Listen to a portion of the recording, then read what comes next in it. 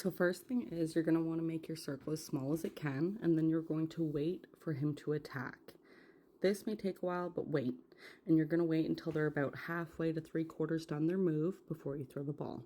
Pokemon that are further away, you're going to bring the ball down closer to the edge where the raspberry is, and then you're going to throw it. Just like that. And if you tap the screen, I do find this increases my catch rate. Obviously, it didn't here, but I do find this greatly increases my catch rate.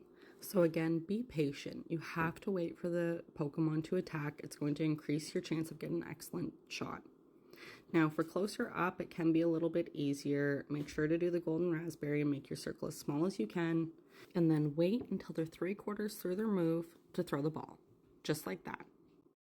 Now, it's really important for you to see this. You're not going to get an excellent throw every time just because you know how.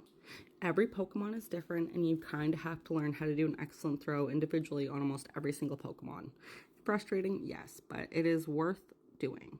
It'll get easier and easier with every throw. Thank you so much for watching. Have a great day.